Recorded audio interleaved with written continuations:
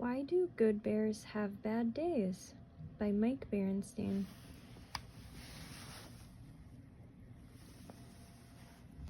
It was the start of a beautiful day, deep in bear country. Morning sunlight slanted down as Robin Redbreast splashed in a fresh bird bath. At the bear family's treehouse, brother and sister came bouncing down the front steps, ready for a day of fishing at the pond. Honey Bear was too young for a long bike ride, so she would stay home to play. The cubs stowed their fishing gear on their bikes and, waving to Mama, Papa, and Honey, eagerly set off.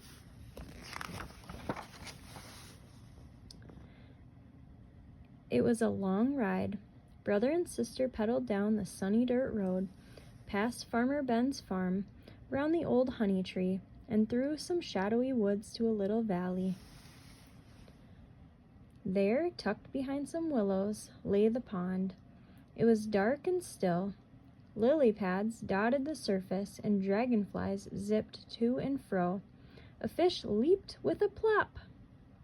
"I'll bet that's the old granddaddy bass I've been wanting to catch," said Brother. "Let's get our lines in the water and see if we can get a bite." Brother and sister buried their hooks and cast out. Sister's line went right in the middle of the pond, but Brother's snagged on an overhanging branch. "Rats," he said, yanking at his line. It was stuck fast. He balanced on a rock to pull it from a different direction. But his foot slipped, and with a huge splash, he fell in the pond. He stood up in the shallows, soaking wet. Sister couldn't help laughing. He looked so funny standing there dripping.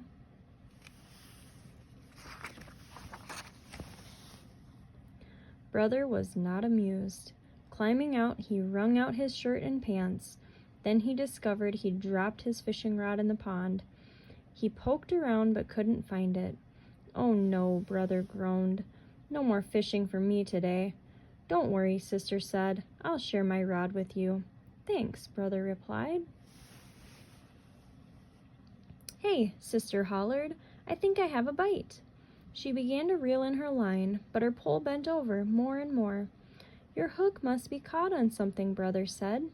Sister yanked on her pole, trying to pull the hook loose.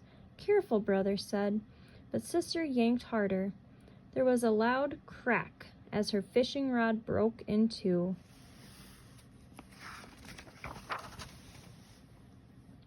The cubs stared at the broken rod. With sinking hearts, they realized their day of fishing was over. "It's not fair," Sister said as they climbed back on their bikes. "We had the day all planned, and just like that." She snapped her fingers. "It's over."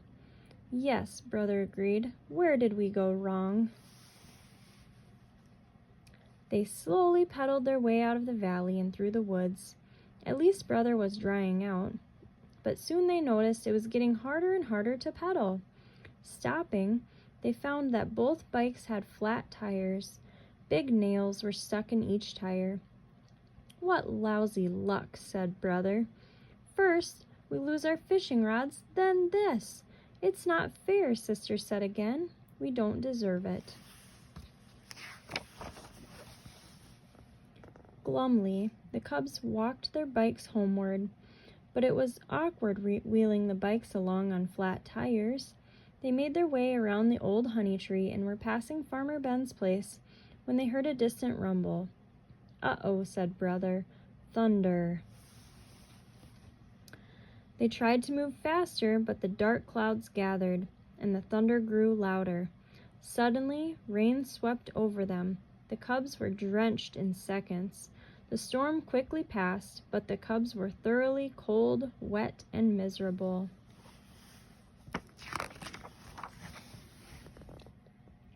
"This is too much," said Brother. "First, we lose our fishing rods, then we get flat tires. Now we're soaked."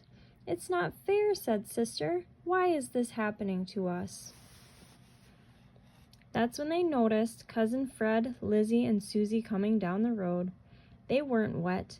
They must have found shelter during the storm. "Hi, Brother." "Hi, sister," said Fred. "What happened to you? Did you get caught in the storm?" "Yes," said Brother. "We had a really rotten day. First, I fell in the pond and lost my fishing rod. Then, Sister broke her rod in half. Finally, we got flat tires and were drenched by the storm."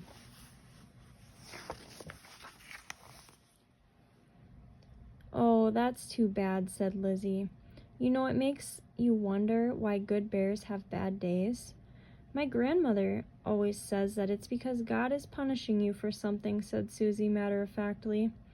"That can't be true," said Sister. "We haven't done anything wrong. Why would God punish us?" Said Fred. "You mean you've never done anything wrong in your whole lives?" "Well," said Sister, "I guess we have.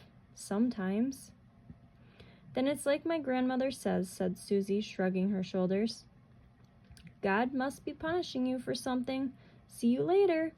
With a wave, their friends left Brother and Sister to squish their way home.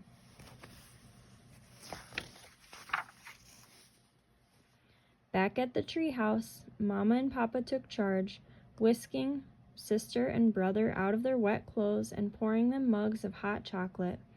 Honey had some too. Brother and Sister felt better, but they were still upset about their bad day.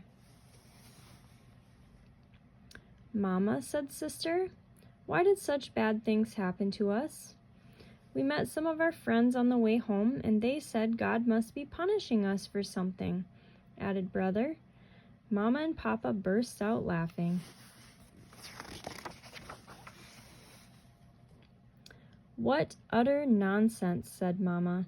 "God loves you and watches over you. Even when you make mistakes, He forgives you if you're sorry and try to do better." "But," asked Brother, "if God is watching over us, why did He let all those bad things happen to us?" "Son," said Papa, "that's something folks have been asking for a long time. I think the best way to look at it is that God watches over us, but He doesn't change the way the world works for our comfort. He's not going to cancel a thunderstorm just because we happen to be outdoors."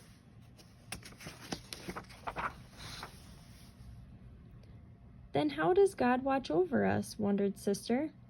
"I believe God watches over that which He created deep inside of us," said Mama. "That special part of us that belongs to Him and has faith in Him." "What do you mean?" asked Brother. "Well," said Papa, "in church you've heard Preacher Brown talk about our souls, haven't you?" Brother and Sister nodded. "Our souls are the part of us that God protects and saves from danger," Papa explained. "No storms or accidents can hurt our souls if we have faith in God."